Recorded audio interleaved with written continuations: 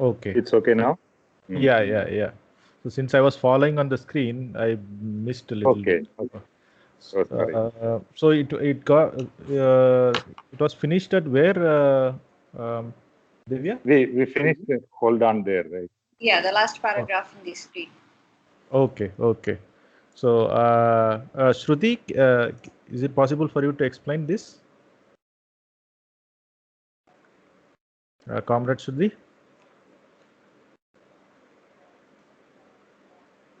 Comrade, I'm just settling in. I'm not yet fully Okay. involved. Sorry. Okay. No issues, sir. Then, Seth, sir, can you explain this?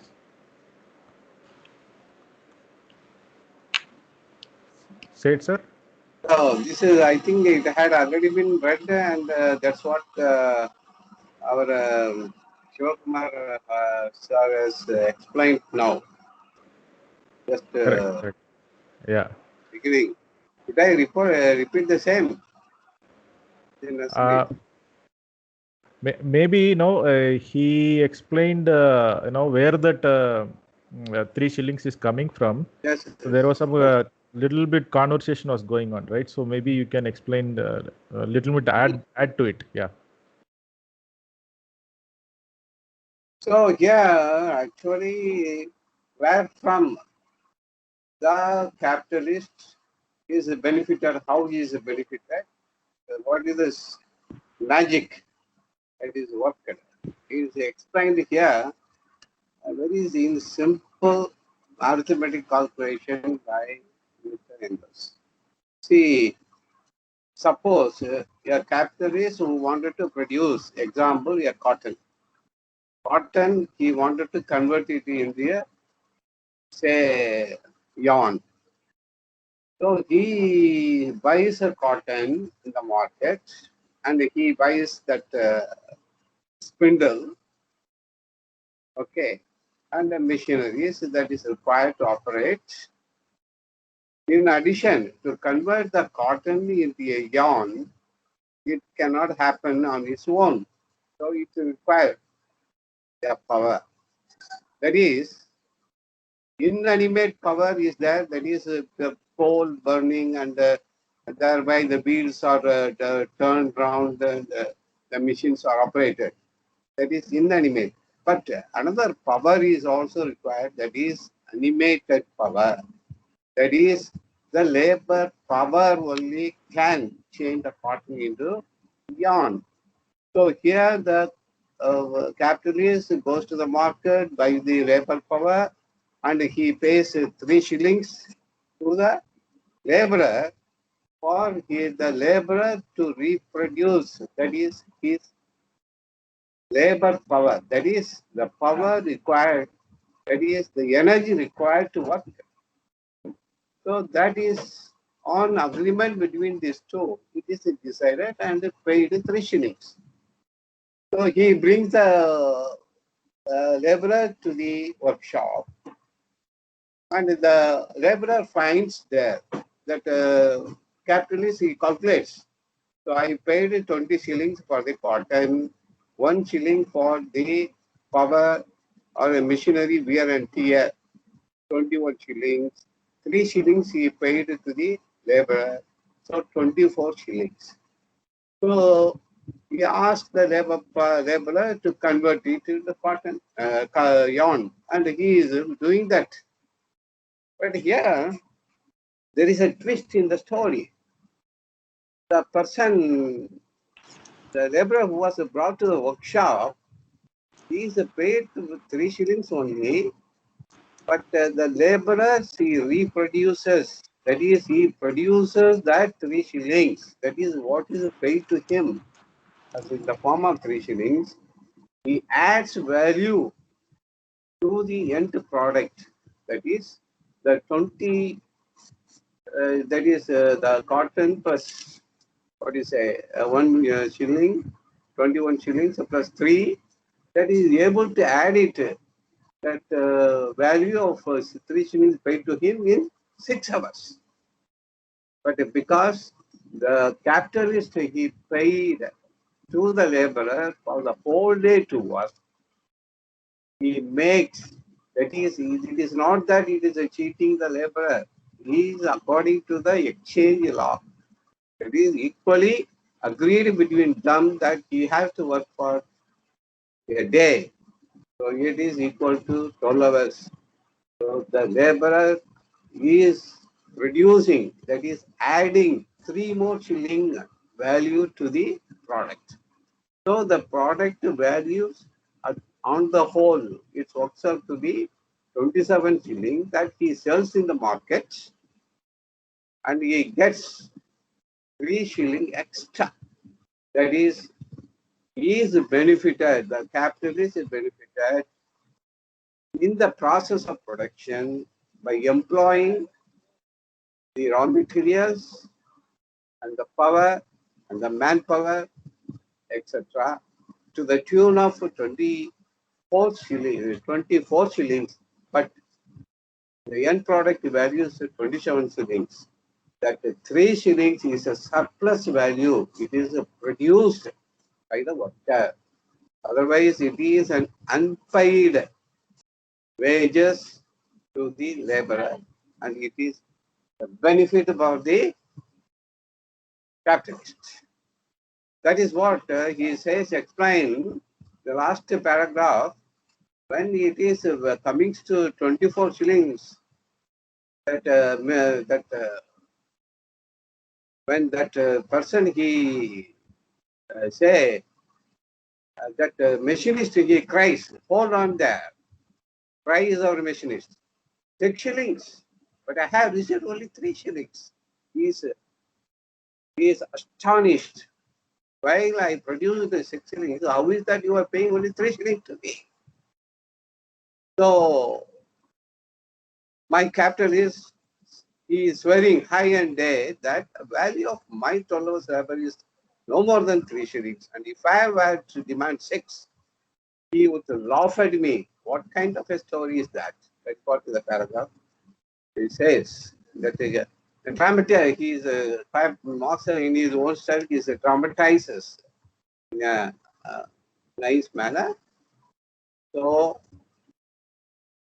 it is nothing but laughable if that laborer is paid 6 shilling, then the capitalist is left high and dry with nothing. He is not benefited anything. Okay. It is all, everything is happening as per the law. Okay. Then so the last, if before this we got with our values labor in a vicious circle, we now surely have driven straight into the insoluble contradiction. We searched for the value of labor, and we found more than we can use. For the laborer, the value of the 12 hours labor is 3 shillings. For the capitalist, it is 6 shillings, of which he pays the workman 3 shillings as wages and pockets the remaining 3 shillings himself. According to this, labor has not one but 2 values. He is producing 2 values. One value for himself, another value for the capitalist. That is in the form of surplus value. So that is the end. Till then we have read, I suppose. Is it? Yes, said sir. Thanks, sir. Anybody has any questions or anybody want to add any further comments to this? I have a question. Sorry, I have a question. Yes. When it's being priced at 27 shillings, what makes it 27 shillings and not 30 or 35? Pardon? Okay. So Yeah, what it's she's being asked. sold. Yeah, it's being sold at 27. What makes it, like, what fixes it at 27 and not some other arbitrary higher quantity? I did not get that. No. What she's saying, asking is, okay, the capitalist went to the market and she sold it for 27 shillings. Yeah. Why can't it be sold for 30 shillings or 35 shillings? Yes. How that value of 27 Yeah. shillings is arrived at? Okay. So in order to understand the concept, how the surface value is produced, we have taken a model, a restricted model in which we have fixed everything is constant to understand the concept. Suppose if we go to the market, if we sell it for 30 shilling or 35 shilling, it is all again the demand and supply, it plays a role. But anyhow, whether it can be sold even for it is even possible that we had to sell it for even 20 shilling also. There is he will be put in the loss of 4 shilling, is it? So Yeah. that possibilities is there. That's what the price of the product is fixed. That is, it depends upon the value added by the laborer, and when it goes to the market, it can be sold either more or at less rate, but on the whole, the price is that is what you say hovering around the value as added by the laborer. That only decides. See, in the sense it can be either plus or minus, but it hovers around the value as arrived. That is, value the commodity got by the labor embodied in the commodity. So we understand this with the model. You see, this is a model. Within that, we are trying to explain the concept of the relation between the capitalist and the laborers, and what is the labor power, and what is the surplus value, etc.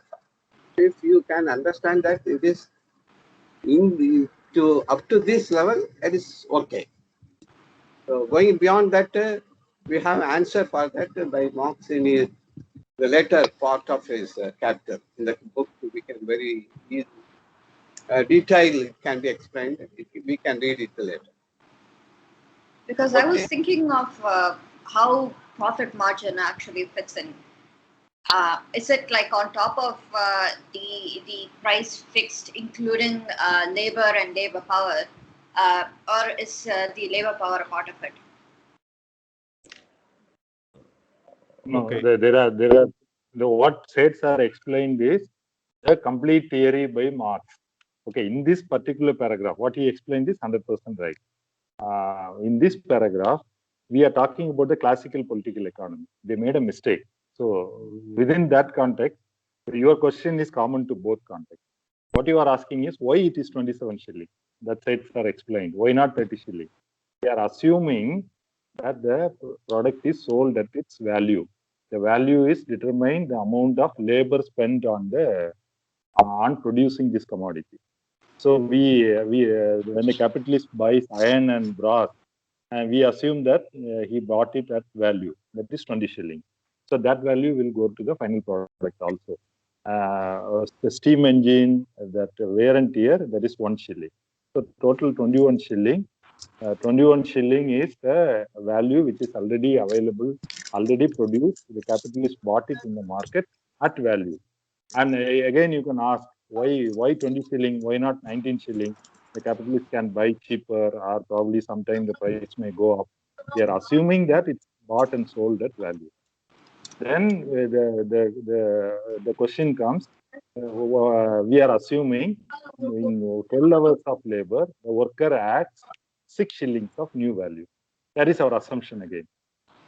So when you add 21 plus 6 is 27 shilling. So 27 shilling is the final value of the final product. So again, as per our assumption, the product is sold at its value. The price, normally the price may not be equal to value. It can go up and down based on supply and demand. But in this case, we are removing all the external influences. We are looking at only the core issue. We are taking the we are assuming it's sold at value, so that we can understand how it operates. So that's why it's sold at 27 shilling.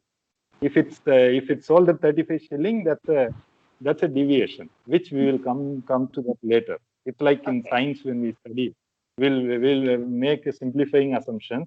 Then later on, the complexities will be added. Okay, solid. Okay, so the question now, I think the next paragraph that also we read. Yeah. Okay. The question is how classical political economy approach this and how they are not able to provide a complete theory. Right. So that's the meaning of the labor has two values. The capitalist actually paid 3 shillings as wages. As per our assumption, that's the value of labor, as per classical political economy. But the capitalist is able to sell the product for 27 shillings. That means the 12 hours labor is worth 6 shillings. So what do you say? Is it 3 shilling or 6 shilling? They are not able to resolve that this contradiction. Okay. Is it clarified, Divya? Yeah, I got it. It's basically like 6 hours. You're renting out a service for 12 hours. 6 hours you're paying for 6 hours you're paying 3, and the rest of the 6 is being used without being paid for, and that's the labor power. Almari. Yes, yes. Yes, yes. But according to classical economists, that violates their law. So it should be sold at value. Why the labor is sold at 3 shillings? It should be sold at 6 shillings, right? So they are not able to resolve it. Labor power, the term is not yet introduced here. It will come in the next 2-3 paragraphs. But Said sir has explained that complete thing. Yeah, I got it. Thanks. Okay. So the next few paragraphs, Shruti, comrade, can you read it?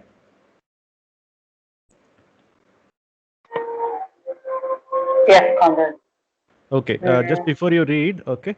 So after Shruti completes the reading, Divya, comrade, try to explain it, okay?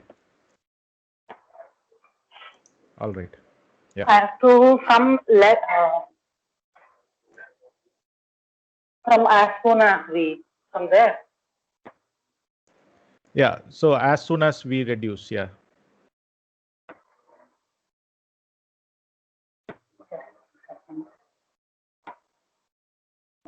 It's the last paragraph, what you see on the screen, as soon as we reduce. I'm just I'm taking it on yes. Okay. As soon as we reduce the value now expressed in money to labor time, the contradiction becomes even more absurd. By the 12 hours labor, a new value of 6 shillings is created.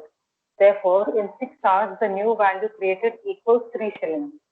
The amount which the laborer receives for 12 hours labor, 12 hours of labor. For 12 hours of labor, the working man receives as an equivalent the product of 6 hours of labor. We are thus forced to one of the two conclusions. Either labor has two values, one of which is twice as large as the other, or 12 equals 6. In both cases, we get pure absurdity. Turn and twist as we may, we will not get out of this contradiction as long as we speak of the buying and selling of labor and of the value of labor. And just as it happens to the political economy. The last outshoot of classical political economy, the Ricardian school, was largely wrecked on the insolubility of this contradiction. Classical political economy had run itself into a blind alley. The man who discovered the way out of this blind alley was Karl Marx. What the economists had considered as the cost of production of labor was really the cost of production, not of labor, but of the living laborer himself. And what his laborer sold to the capitalist was not his labor. So soon as his labor really begins, says Marx, it ceases to belong to him and therefore can no longer be sold by him. At the most, he could sell his future labor, that is, assume the obligation of executing a certain piece of work in a certain time. But in this way, he does not sell labor, which would first have to be performed. But not for a stipulated payment, he places his labor power at the disposal of the capitalist for a certain time, in case of time wages, or for the performance of a certain task, in case of fees wages. He hires out or sells his labor power. But this labor power has grown up with this person and is inseparable from it. Its cost of production, therefore, coincides his own cost of production. What the economists call the cost of production of labor is really the cost of production of the laborer, and therewith of his labor power. And thus, we can also go back from the cost of production of labor power to the value of labor power and determine the quantity of social labor that is required for the production of a labor power of a given quantity, as Marx has done in the chapter on the buying and selling of labor power in Capital Volume 1. Now, Okay. what Okay. takes place Here we will stop, comrade. Divya, comrade, do you want to give a try? I'm a little bit stuck on the future labor thing. எனக்கு என்ன கேள்வினா, in financial markets there are like there's a future market for commodities. So I think you buy it at expecting you buy a commodity expecting the underlying value to hit a certain price at a certain time, and then you sell it at that time. I think that's what it is. Is it similar to that with futures in labor market? Is that a thing? No. Okay. Comrade Shivakumar, do you want to explain this? In a sense, I think it means a similar meaning, but the financial market is much more evolved, in the capitalist system itself. We are talking about very basic activity of the labor market. So when so in that sense, what you are saying is, but not really in the financial market sense. The word means future. What it means when the capitalist negotiates with the worker, I'll pay you 3 shillings wages, and that is before the labor process starts. So the worker is selling the labor power in advance. The labor is in the future. The worker is not selling the labor. In that sense, he could sell his future labor. After going into the factory, he's not selling it. He has already sold his labor power. Then the labor is performed. In that sense, it's that future labor. So he is not selling the labor, he is selling the labor. To make that clear. Can I tell something? Yeah. This is something like a simple salary advance. Sometimes we used to get an advance for some of our emergency requirement. So we will be getting if 10,000 rupees is the salary, I will get 5,000 rupees as advance, and that 5,000 will be adjusted in the next month's salary.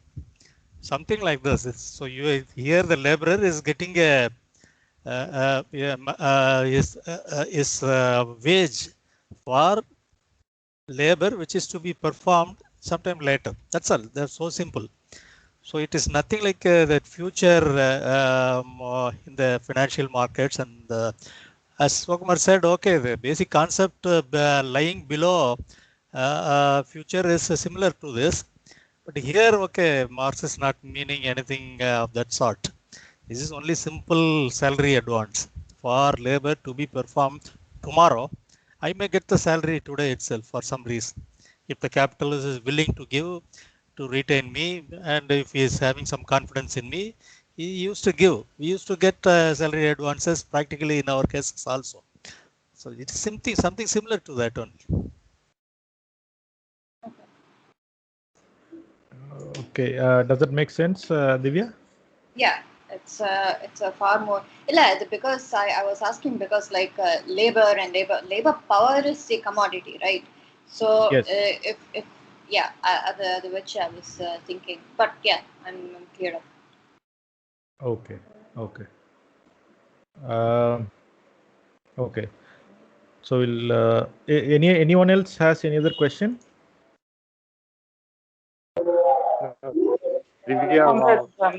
Here he is bringing in other. The para need to be explained, na? Yes. I'm not sure I could clearly explain.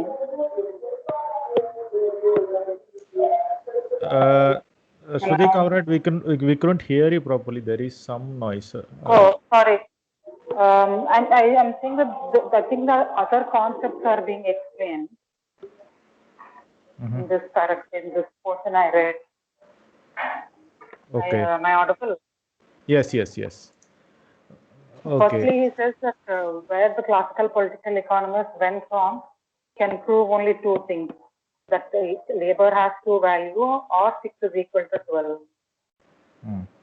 And then he's saying that Karl Marx is the person who basically gave an answer to this thing, but that answer is still not very clear. Okay. Shivakumar Comrade? Yeah, the answer is what the states are explained in the previous paragraph, right? The worker does not sell his labor.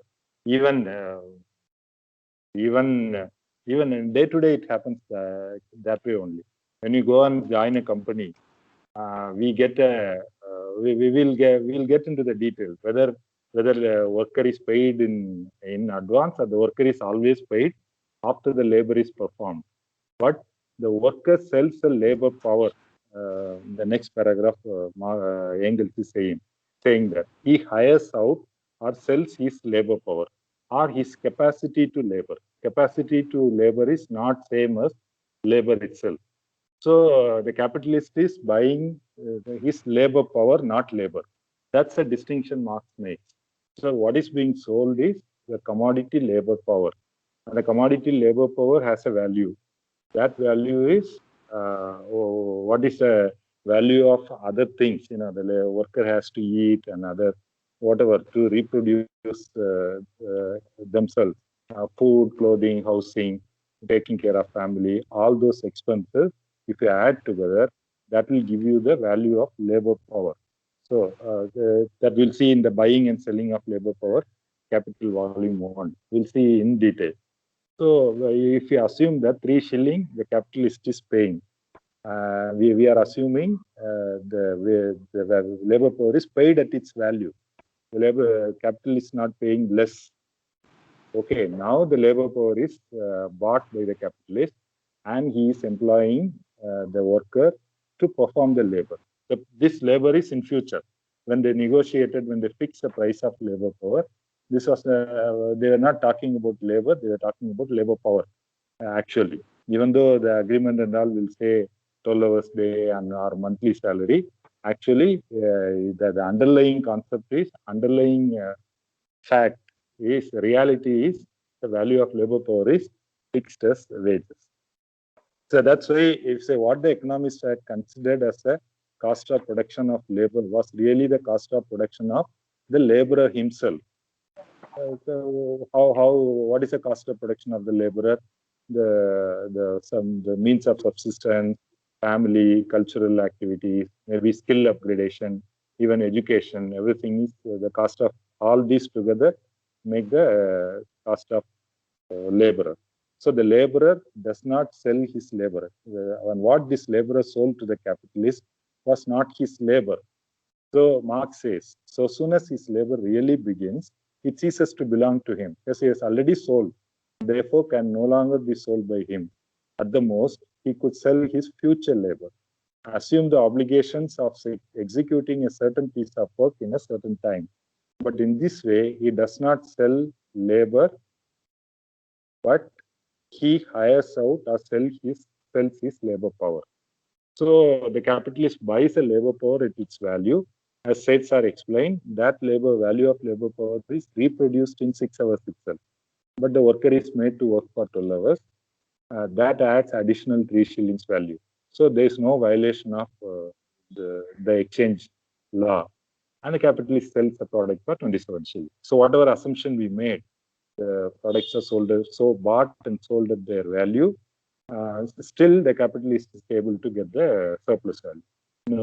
So that doesn't go into any contradiction with your law of value or law of exchange. Yeah, I hope it's clear. Shruti Comrade, Hope you are clear. The future labor is still not clear, but I think we can go ahead. Okay. Yeah, I think as we move forward, right? Now slowly now things will become clear, I believe. Okay. Yes. Okay. Comrade Ashmi, can you read the next few paragraphs?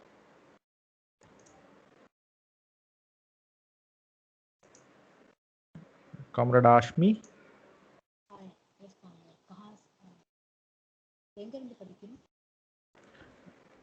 We are not able to hear you. Are you able to hear me now? Your voice is very feeble. Very feeble.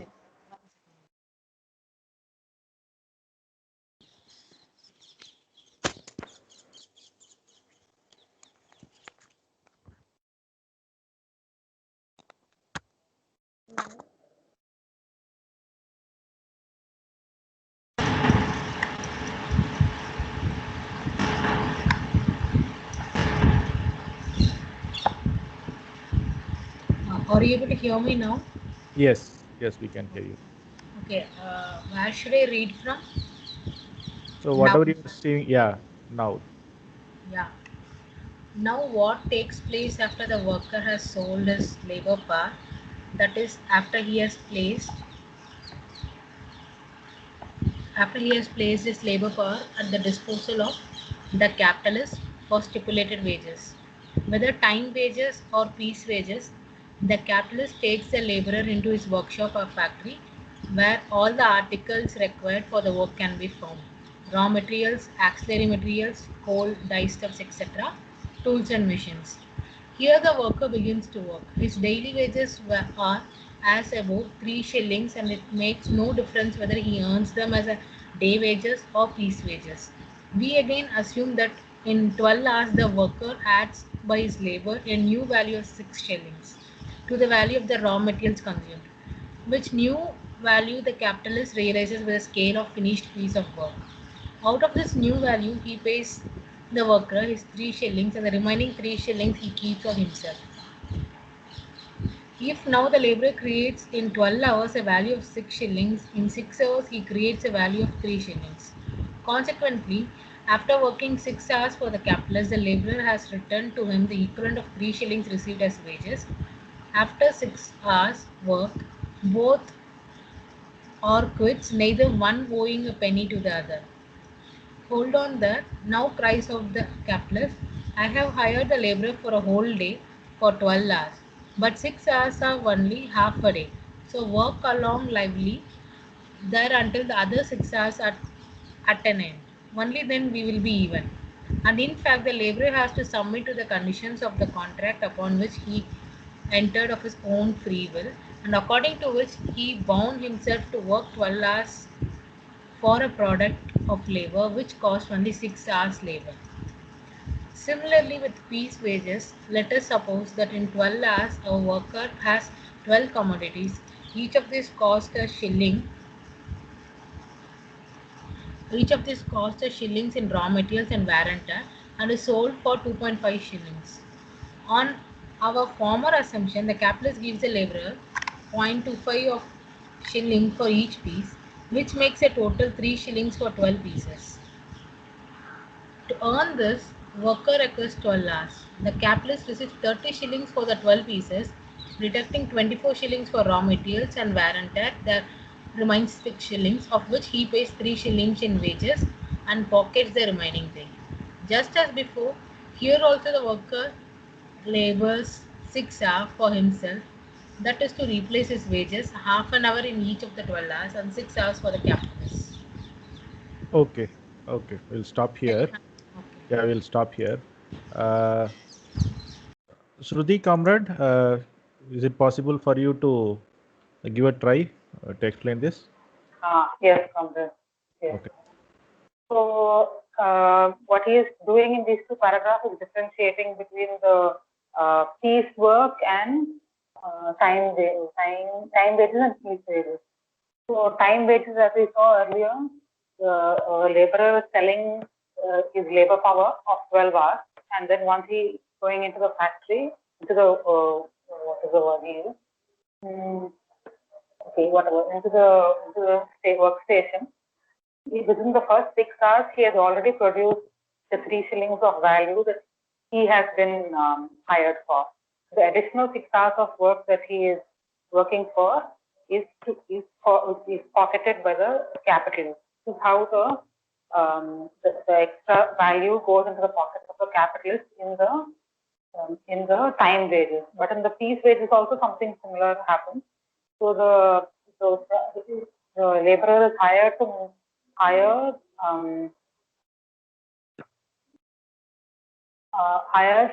make 12 commodities, and after raw material and wear and tear everything together, it is sold for 2.5 shillings.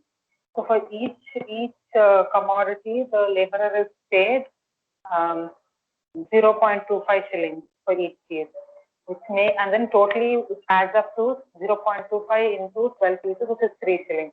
This is the same as what we saw in time wages. So, and similarly, to make the 12 pieces, it takes 12 hours. And finally, it is all of it together is sold at 30 shillings. If we remove the pay and the raw material cost, everything together, again, similar amount of 3 shillings is pocketed by the capitalist. So, whether it is time wages or piece wages, the amount, the extra value that gets added is the same. Concept is the same. Okay, thanks, comrade. Anybody who wants to add or? I think we can continue the next 2 paragraphs. That will complete it. Okay, okay. I think Comrade Nivedan, you have joined, I think. Can you read the next 2 paragraphs? Yes, I'm still trying to figure out which page you guys are on. Can you just Yeah. So it is there on the screen. If not, the page number. Yeah, the page number is 6, second paragraph. Okay, just a second. The rock upon which from there. Yes. All right, okay, got it. The rock upon which the best economists were stranded, as long as they started out from the value of labor, vanishes as soon as we make our starting point the value of labor power. Labor power is, in our present day capitalist society, a commodity like every other commodity, but yet a very peculiar commodity. It has, namely, the peculiarity of being a value creating force, the source of value, and, moreover, when properly treated, the source of more value than it possesses itself. In the present state of production, human labor power not only produces in a day a greater value than it itself possesses and costs, but with each new scientific discovery, with each new technical invention, there also rises the surplus of its daily production over its daily cost. While as a consequence there diminishes that part of the working day in which the laborer produces the equivalent of his day's wages, and on the other hand, lengthens that part of the working day in which he must present labor gratis to the capitalist. Should I continue or stop? Yes, continue. Complete the next paragraph, yeah. And this is the economic constitution of our entire modern society. The working class alone produces all values. For value is only another expression for labor, that expression, namely, by which is designated in our capitalist society of today, the amount of socially necessary labor embodied in a particular commodity. But these values produced by the workers do not belong to the workers. They belong to the owners of the raw materials, machines, tools, and money, which enable them to buy the labor power of the working class. Hence, the working class gets back only a part of the entire mass of products produced by it. And, as we have just seen, the other portion, which the capitalist class retains, and which it has to share, at most, only with the landlord class, is increasing with every new discovery and invention. While the share which falls to the working class, in brackets per capita, rises but little and very slowly, or not at all, and under certain conditions, it may even fall. Okay, we'll stop here. Thanks, comrade. Okay, comrade Ashmi, can you give a try to explain this? Yeah, I will try it. So here they are trying to say, explain about what is labor power. So before we have seen how much the labor cost and all, so now they are talking about labor power, and they are mentioning it as a peculiar commodity, and it has value, source of value more than it possesses, rather than the it mainly for the production of daily production and whatever the capitalists are producing, the labor power is the main thing. So but its value is, compared to what it has to be, it is very less. And all the other thing they are mentioning about is in the second para, the capitalist class owns all the raw materials, machines and tools. So major part of the labor power from which the production is generated, it goes to the capitalist, and capitalist retains most of them and gives very less to the laborers. So that is what they are mentioning, that capitalist class retains lot of share and their income keeps on increasing, but labor class, it is increasing but in very meager amount. So working class basically gets very less of the labor power which actually it has to be. I think this is what they are trying to say here. Anything you can add? Okay. Yeah. Thanks, comrade. Rajan, comrade, or Shivkumar, comrade. Anybody wants to add more or? I have a question. The socially necessary labor na.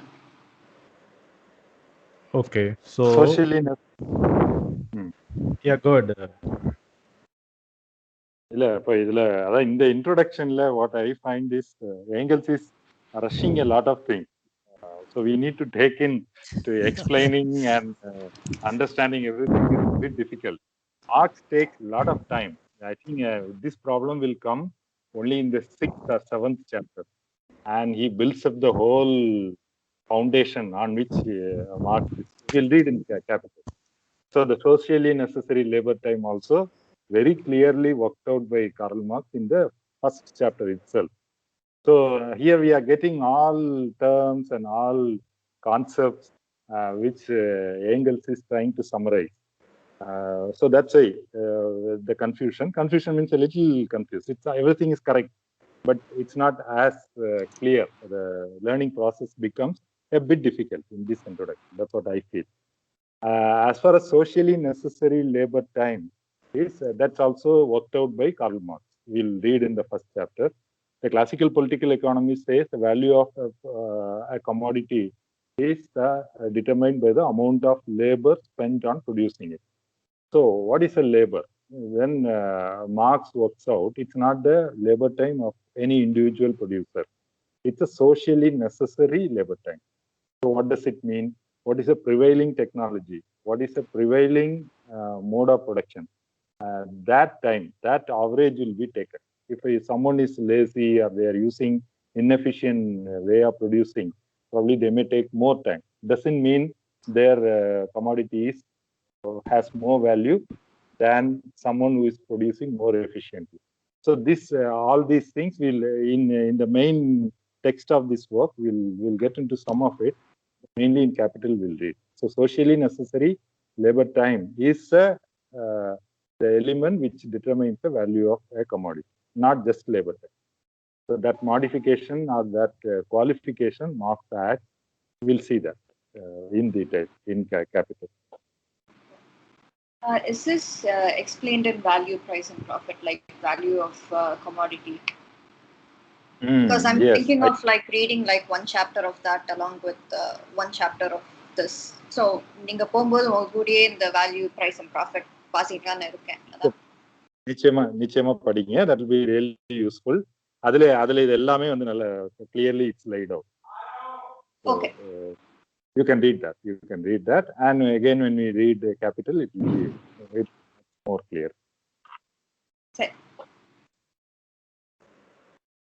Okay. I think anybody has any other questions?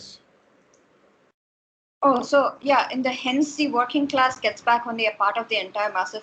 So he's talking about consumption as well, right? So even if you're producing more, even as the things that you produce advance the means of production, meaning like the tech used in producing your commodities, you're still consuming only like a bare fraction of it. I think there are like, I was reading a little bit of Prabhat Patnaik also, and he says there is an element of income deflation in it, and he goes into a lot of like things in Capital that I hadn't read, so I dropped it. But like basically he says there is an element of income deflation, so your consumption reduces even further. So that ties into this also. Capitalist class retains, which it has to share at most only with the landlord class, and is increasing with every new discovery and invention. Basically, working class consumes less, and they still have to work to survive, even though the things that they produce is more than what they're being paid for, and they're working for far longer. Yes, yeah. What you're saying is it's much more advanced topic, but it's good to try to understand that and ask the question. And as we progress, things will be clearer. We should go with Marx. When you read Capital, he's starting from the basics. It's like reading any scientific work or a textbook, but it's much more popular than the popular style. So when we go into Capital, we'll realize we already read about Marxism and Marx biography, and you have read many other books. You say you read Prabhat Patnaik. So when we go into Capital, we will be reading and discussing a lot of abstract things in the initial stages. So trying to fit in the much more developed or complex categories, that will be a challenge for us. So as we progress, we will also our understanding will be deepened. So we can't understand everything in the beginning itself. Yeah. So here are some important terms, that we must try to otherwise observe. In the sense, the labor power, you see, it is a peculiar commodity, he says. It is like any other commodity, but a peculiar commodity. That is, it is a value creating force, and it is also the source of value. And if it's treated, that is, the source, it is a source of more value. That the labor power is having a source of more value than it possesses itself. That is the beauty of it. And it produces in a day greater value than it itself possesses and costs. Okay, these are some important terms, we have to ingrain in our mind so that we can appreciate the meaning of the labor power. How much meaning, so much of meaning is ingrained within that word. In the working class alone, he produces all values. That is also, it is underlined. That is what I wanted to insist. There's no, okay, I'll try to make the brinjals. That's only vegetable left.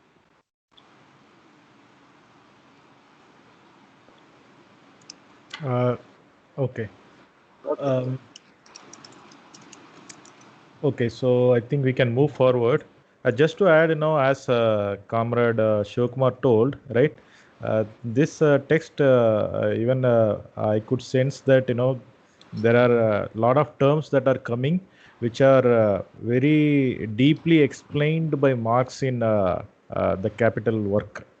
I think if we go along with the text, even when we read, we also had the difficulty of, trying to map our contemporary views or whatever we currently we see in our day-to-day life, that we try to actually, relate to what we are reading.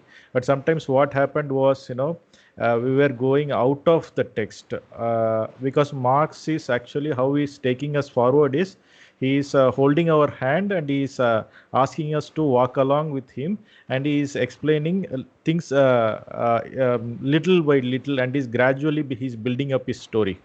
And what I can see here in this text is there are a lot of details which are being summarized. It has been presented in a much summarized way.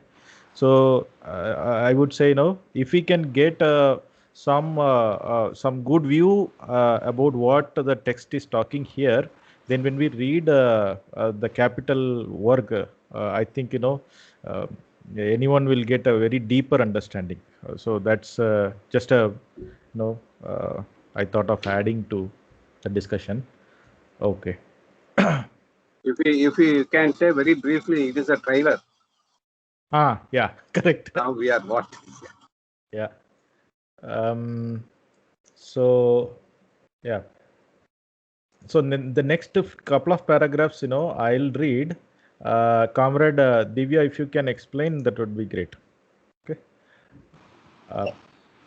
But these discoveries and inventions which supplant one another with ever increasing speed, this productiveness of human labor which increases from day to day to unheard of proportions, at last gives rise to a conflict in which present capitalist economy must go to ruin. On the one hand, immeasurable wealth and a superfluity of products with which the buyers cannot cope.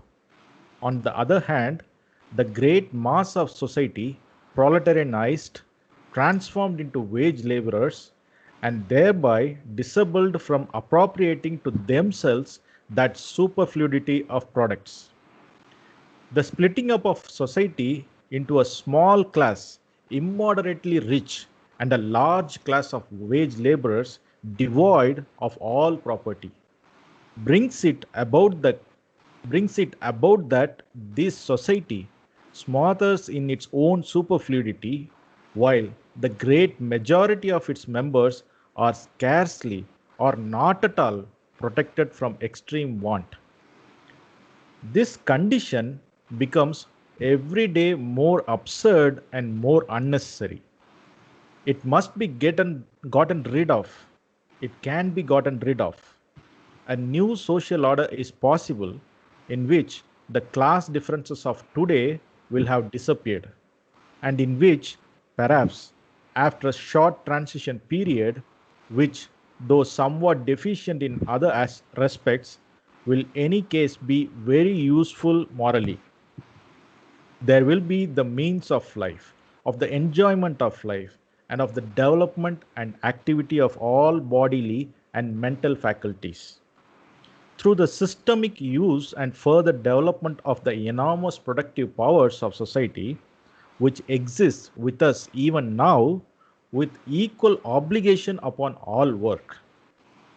All that the workers are growing ever more determined to achieve this new social order will be proven on both sides of the ocean on this dawning May Day, on Sunday, May 3rd. Okay, Engels is referring to the May Day celebrations. I think I will stop here. So, Comrade Divya, can you give an attempt? So basically, when I brought up consumption from before, he's basically saying that it's a willfully imposed social order where only some people are able to consume, and where the large majority, who are the wage laborers, who are the ones that actually produce commodities and who have to sell their labor power to produce these commodities, are not protected from extreme want. So this is a purposefully constructed social order, which we call it capitalism, and this is absurd. அப்படின்னு சொல்றா second paragraphல. It has to be gotten rid of because this is a fairly inhumane way of living, and nobody should live like this. And yeah, that's the takeaway that I got from this. Okay. Thanks, comrade. Rajan, comrade, do you want to add anything more to this? No, it's fine. I mean, no, he's. As Syed Saab said, it's only a trailer, but in some places it is going super fast. It's like fast forward kind of motion. So here in this particular paragraph, Marx or Engels is explaining the trajectory which the capitalist society takes. So suddenly from just an simple exchanges, he is talking about when there are discoveries, when there are more inventions, where with which a laborer may be turning out much more than what he was able to turn out in the earlier days. So if it turns out more, there will be more surplus value instead of the 3 shillings which he pocketed earlier. There will be much more, maybe 30 shillings or 300 shillings. But the 300 shillings or 30 shillings that will go into the pocket of the capitalist. So you will be producing more, and in the market there will be more commodities.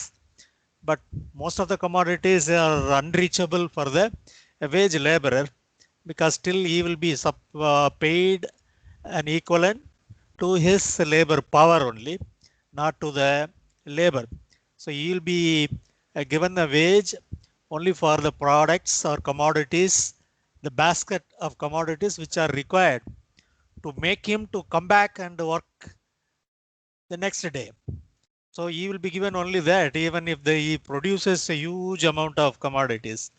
So one side there will be a superfluidity of products, but there will be another side, a sea of people who cannot access these products, who cannot acquire these products, because the equation is still in the old way, that they are paid only according for their labor power, and their labor is all taken as his own by the capitalist. This is what he is trying to explain in this paragraph. But this is absurd, and the condition becomes every day more absurd, more unnecessary. Why it is becoming more absurd, why it is unnecessary, these things are explained in detail by Marx in the Das Kapital. It has to be gotten rid of because this is unsustainable. This we are seeing in practical cases. These are all these are all to be understood. I mean, he has not explained in detail why it is absurd and why it is unnecessary, why it cannot be sustained. All these things are not explained in this, but it is explained in detail in Das Kapital.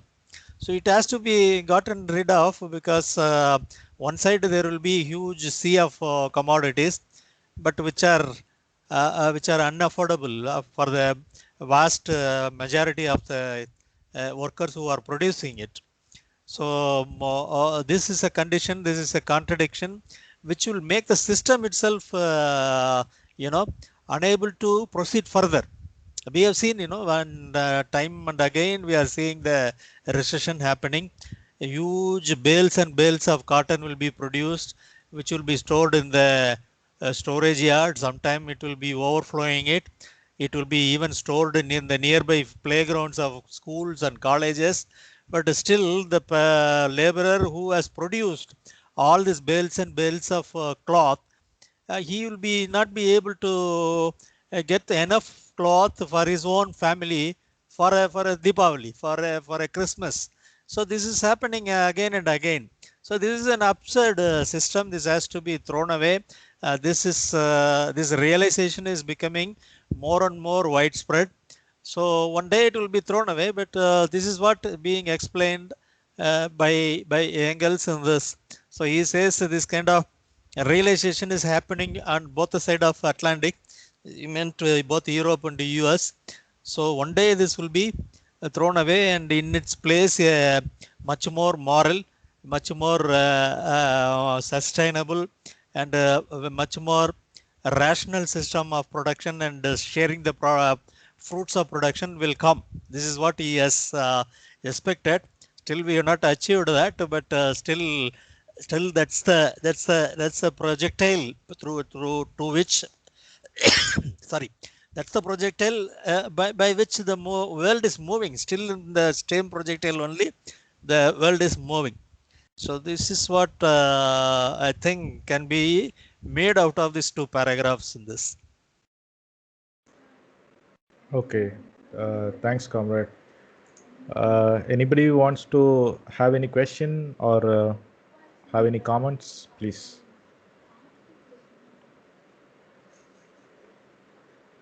Okay. If not, In a short yeah. term, the haves and have-nots, the ratio between haves and have-nots is a very large difference. So one fine day, unable to bear with this sort of what you call inadequacy of goods that is required for the majority of the people, they rise, they struggle, they fight against the very few, the richest people. Example, suppose in India we can take for example, in the course of some 70 years now, it is almost it is filtered out within 2-3 people on the whole. For example, Ambani, Adani, Ratan Tata, etc. So in all sorts of production or goods produced or sold, that is for profit. Otherwise, surplus value is amassed by these people alone. Whereas we find the sufferings, the hungry, the job of that is without jobless people, etc., etc. But we see that the majority of those people who are suffering is going on increasing in proportion to the wealth amassed by few. That's you can very well see with your own eyes now. Is it? Okay. Thanks, comrade. Okay, I think we can move forward. So, Ashmi, can you start reading the preliminary? Maybe, a few paragraphs. Yes, and start. From various quarters, I think it is changed. Okay. From various quarters, we have been reproached for neglecting to portray the economic conditions which form the material basis of the present struggles between classes and nations. With set purpose, we have hitherto touched upon these conditions only when they force themselves upon the surface of the political conflicts. It was necessary, beyond everything else, to follow the development of the class struggle in the history of our own day and to prove empirically by the actual and daily newly created historical material that with the subjugation of the working class accomplished in the days of February and March 1848, the opponents of that class, the bourgeois republicans in France and the bourgeois and the peasant classes who were fighting feudal absolutism throughout the whole continent of Europe, were simultaneously conquered. That the victory of the moderate republic in France sounded at the same time the fall of the nations which had responded to the February Revolution with heroic wars of independence.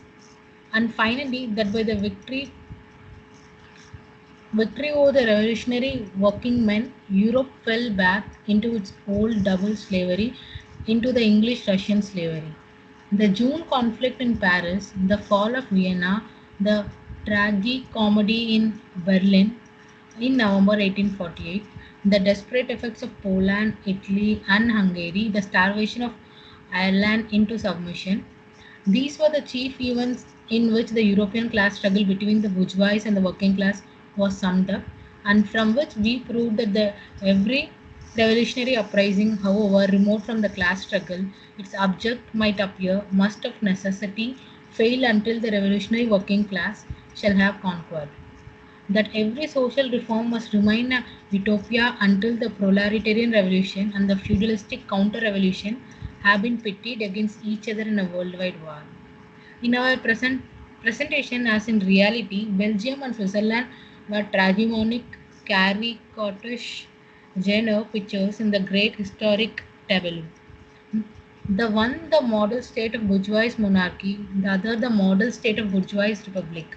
Both of them states that flatter themselves to be just as free from the class struggle as from the European Revolution.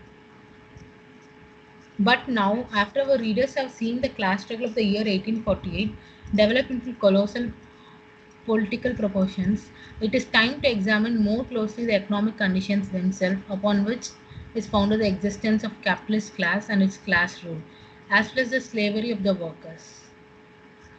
We shall, should I continue? Yes, just complete that Yeah. paragraph. Okay. We shall represent the subject in three great divisions: the relation of wage labor to capital, the slavery of the worker, the rule of the capitalist, the inevitable ruin of the middle classes, petty bourgeois, and the so-called commons, peasants, under the present system, the commercial subjugation and exploitation of the bourgeois classes of the various European nations by the despot of world market, England. We shall seek to portray this as simply and popularly as possible, and shall not presuppose a knowledge of even the most elementary notions of political economy. We wish to be understood by the workers, and moreover, there prevails in Germany the most remarkable ignorance and confusion of ideas in regard to the simplest economic relations, from the patent defenders of existing conditions down to the socialist wonder workers and unrecognized political in which divided Germany is even richer than its Domenico princelings. We therefore proceed to the consideration of the first problem. Okay, we'll stop here. Thanks, comrade. Rajan, comrade, I think, since a lot of historical things are covered, it would be better if you explain. Yeah, the thing is, okay, Engels has written this pamphlet or published this pamphlet for the contemporary readers in the 1890s who are steeped deep in the day-to-day politics of that time, who are well aware about what is happening, or who are discussing about what is happening there in Europe. Like Syed Saab said, he touched about what is happening in India today, with the names like Adani, Ambani, and others. Now, similar to that, Engels was writing about things happening in Europe just earlier to the day on which he has written this. He has written this in 1891. So before that, what happened in Europe, he explains this, and he is giving something like a confession that from various quarters we have been reproached for neglecting portray the economic conditions. I don't know, probably if you remember what Lenin has written about Marx, they started in a philosophical framework. Marx has started writing about his society from a philosophical framework without much of knowledge about economics, which is the undercurrent of all which is happening on the surface. But when he was posed a question about some economic question, let us not get into that. Some economic question, he was unable to answer it. Then he started studying economics much more closely. Engels was walking few steps ahead of Marx in this particular aspect, because he is already working inside a capitalist firm. So he himself was personally met with the conditions of the working class. So he was analyzing the condition of the working class. He was trying to find out the reasons for their misery. So he was able to connect with the economic conditions and economic problems little bit better way than Marx. So later on, Marx catch up with Engels. So this is historical. So now when the things are happening on the surface, it may be few different things. But what is the undercurrent which is making these things happening is to be understood. So to understand this, Marx and Engels, they were trying to understand themselves first of all. What is the economic basis? What is the economic base on which all these superstructures, what these edifices are standing? So they are trying to understand that, and they are also trying to explain it to other workers of their days. So they are telling, okay, we will start about analyzing the basics. So they say the basic things to be analyzed in 3 different aspects. One is the relation between wage labor and capital, because that was a time when the capitalism started, becoming all absorbing system. So it is in the earlier days of capitalist expansion. So it becomes the system of that particular day. So they are telling, okay, the relation of wage labor to capital and the slavery of the worker and the rule of the capital. This is one important division which we have to analyze and understand. The second one is the inevitable ruin of the middle classes. The word middle class and all gives a lot of meaning for a lot of people, different meanings for different people. But Marx and Engels, in their literature, they use it in a particular context. In their vocabulary, the middle classes are the petty bourgeois and the peasants. The two major classes of future or in a capitalist society is only the proletariat and the bourgeois, or the capitalists and the workers. They are the two classes. But as the capitalism is in its initial days, as capitalism is not become fully entrenched, as the production relations are not totally capitalist, other classes will exist. Even in a place like US, it's not fully free of petty bourgeois and other few classes. But the dominant classes are only two. One side there will be capitalists, very few, that 1%, and 99% will be the working class. Everybody else, like the petty bourgeois, the chartered accountants, the legal consultants or engineering consultants, this consultant, PR, public relation consultant, they all form the petty bourgeois classes. Thus, those petty bourgeois classes and the peasant classes, in due course, they will be absorbed by these two major classes. Some of the petty bourgeois will become major bourgeois.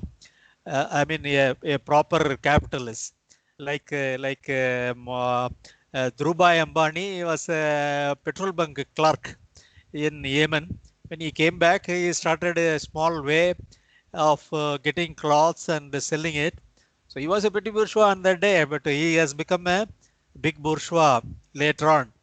So some of the petty bourgeois will become proper capitalist bourgeois.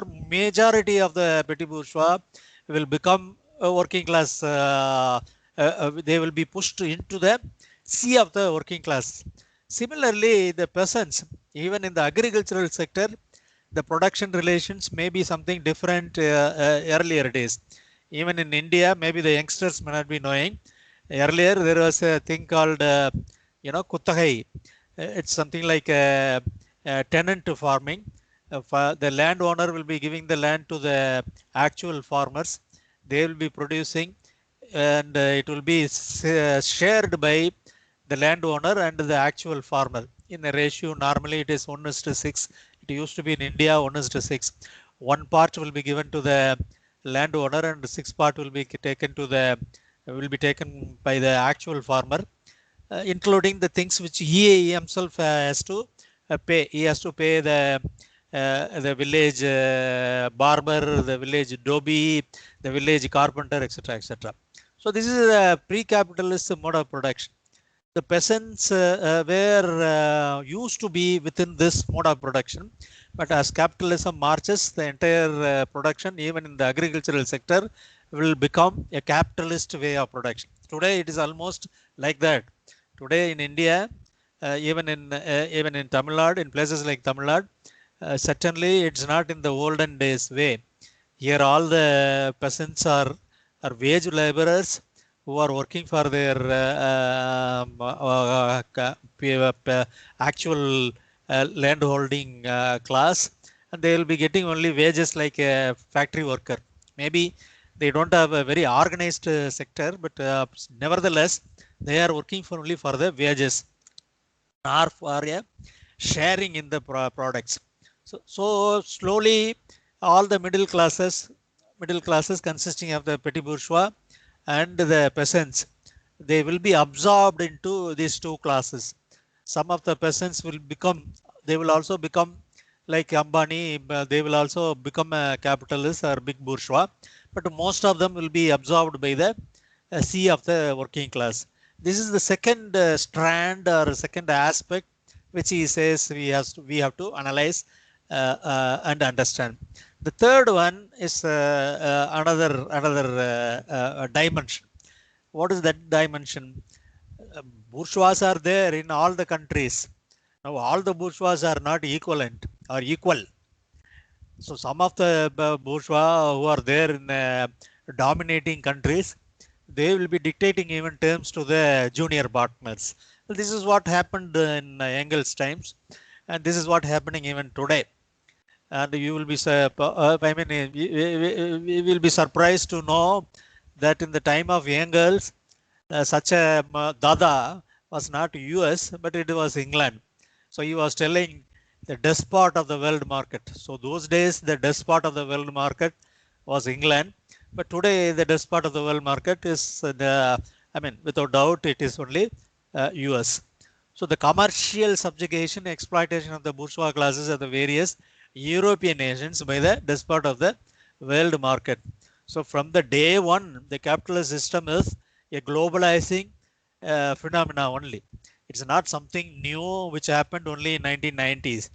From the day one, the projectile or the traveling path of the capitalism is towards the globalization, towards subjugation of bourgeois of many nations by bourgeois of one or two imperialist nations.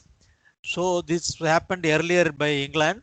The subjugation is being done by US today. So this is another dimension, another aspect which is also to be analyzed and understood. This is what explained by Engels in this.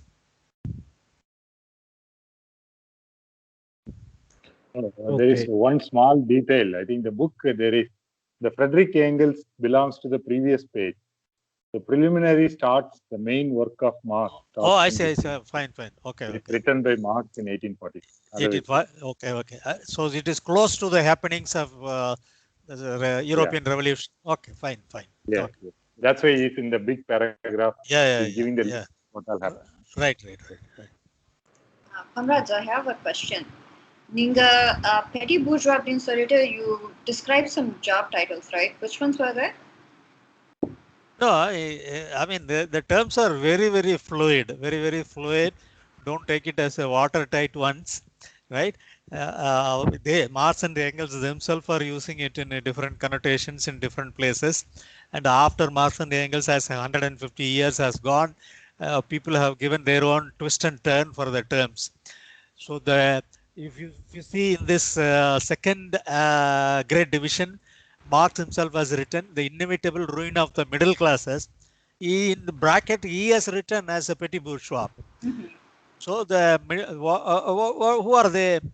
The people who are not, directly involved in the production, like the working class, the laborers or the technicians, etc., the plumber or the fitter or the smith or the welder.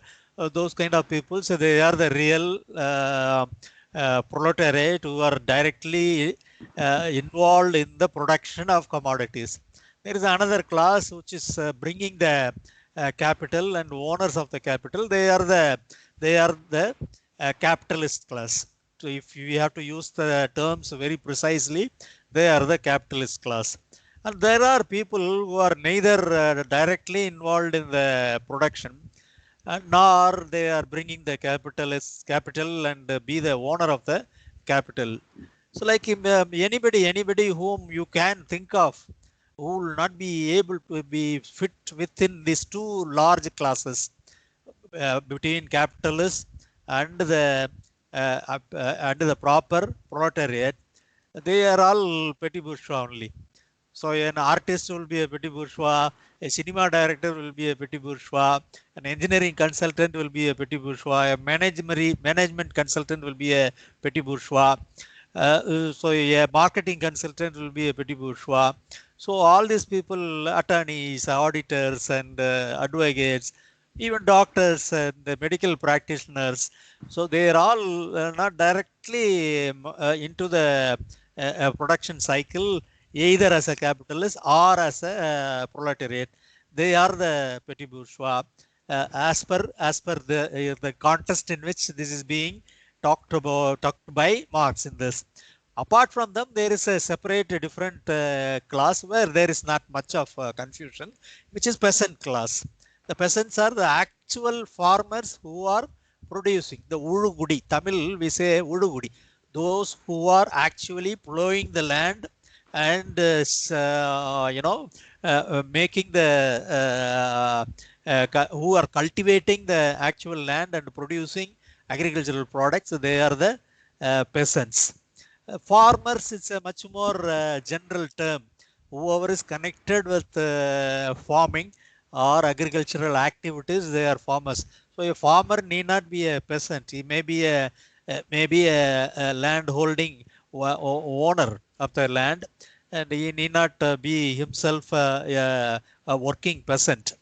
And there are others who are working for as wage, and there are some kind of slavery under which some of the workers will be working under the farmer. So there are different kind of classes in different nations and different times. There are different kind of segregation in the agricultural sector itself. But anyway, whatever be the case, there is not much of confusion who is a peasant. But the bourgeois and the petit bourgeois is always a little bit of confusion. But we can take it in this particular context in which he is talking about. There are two major classes, two great classes. He used the word great classes somewhere else. One is the capitalist class, the other one is the proletariat class. As capitalism marches, it becomes more and more mature, or it becomes more and more prevalent, omnipotent and omnipresent, then all the other classes will be falling into either one of these two. Either they will become a capitalist class themselves, or they will become part of the working class. The working class also includes people who are not working by hand, but working by their intellect. So there also it is bit very difficult to say whether he is a knowledge worker or he is a petit bourgeois. How will you differentiate? Somebody who is working for a wage, whatever be the kind of work. There are people who are working in a large company like SPIC. There is a division, legal division, and there are people who are working, taking care of the legal aspects of the business. They were wage laborers only.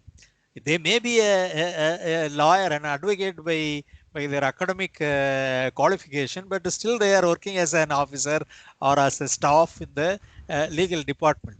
But he has to be considered only as a worker, even as a proletariat.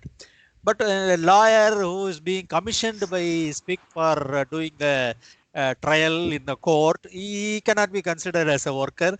He will be a petit bourgeois only. So it's a very thin line between these two. Sorry, but I don't think that makes a lot of sense, because what we understand about bourgeoisie are people who own capital, right? So petit bourgeois, from what I have studied before, is someone who is both working class and yet supplements their income to whatever extent by gaining returns from whatever investments they've made. So like the mutual funds, whatever rent they have let their home or flat out to, and whatever land they have, when they are gaining returns from investment, also working as wage laborers, then they are petit bourgeois because they are neither or fully. But if you're going to consider like a doctor or a tech worker or some person like that to be bourgeois, I think that's very confused and not very rigorous.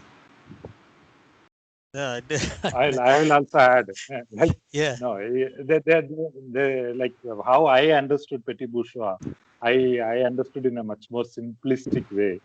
So you have capitalist and who hires wage laborer, and you have the class of workers who sell their labor power for wages. So these are the great classes. And there is one section of one class of people who are neither in the production. What they do is they are not hiring wage labor, but they work themselves. Like people doing their own business. Like you said, a doctor running a clinic will be a petit bourgeois, or a lawyer doing their own practice will be a petit bourgeois. Even the peasant who owns a land and works in the land themselves, the peasant family, that will be a petit bourgeois family. So that's how I understood. So the petit bourgeois That makes would be, sense. yeah, the because one that's who one owns way of means of returning. production. That's one way of gaining returns from your own investment, and that investment is your own business. But you're working in that business also. Even if you're a tea gadakara, you have a business and you're working in it. And I think those people are petit bourgeois also. But blanketa, if you're going to call all doctors, all advocates, all engineers to be No, not like that. Not like that. As an engineer, okay, if I am getting a wage and I am working in a company, I will be a proletariat only. Though I may not be having the consciousness of a worker, but that may happen even with the welder. If you go to say State Transport Corporation and you ask a driver or a conductor what class he belongs to, most probably he will be telling I belong to the middle class.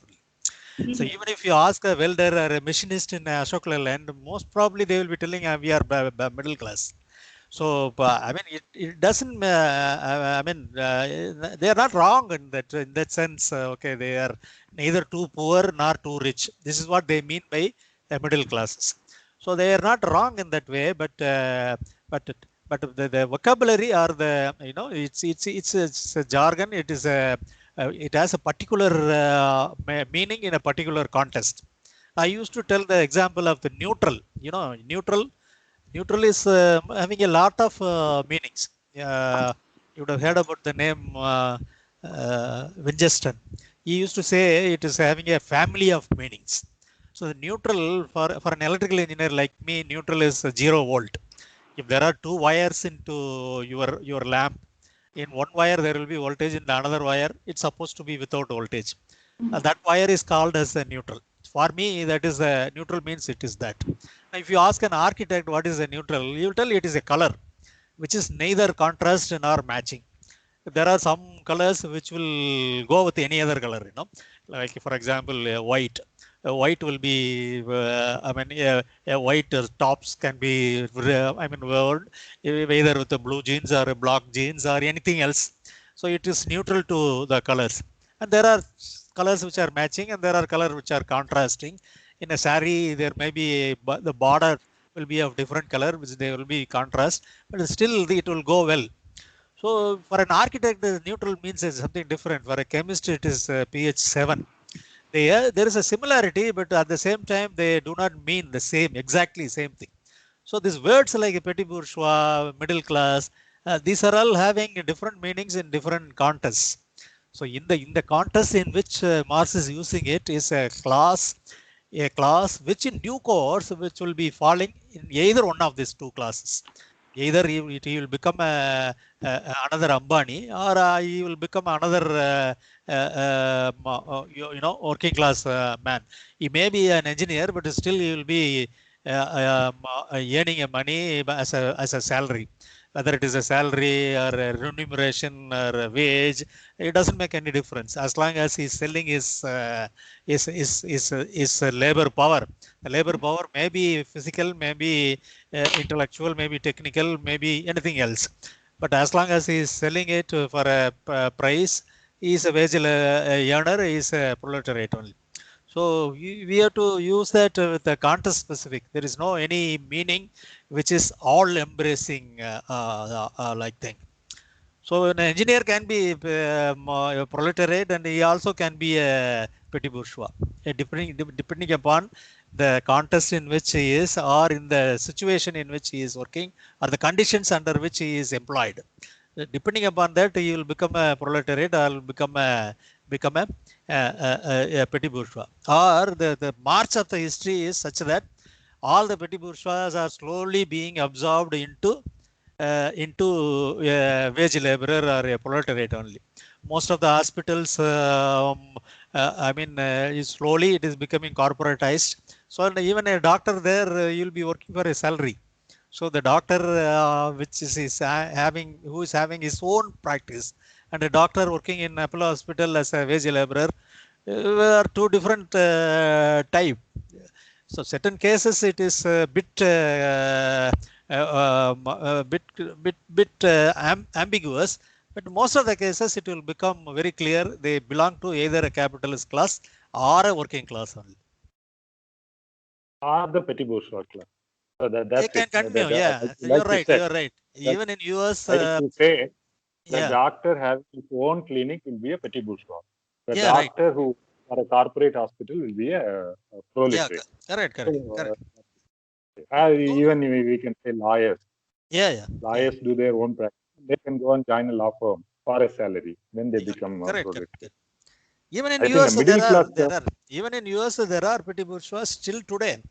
I don't think they will go away. They will go away. I think before they all go away, socialism will come in US also. So, the vast majority are absorbed by these two great classes.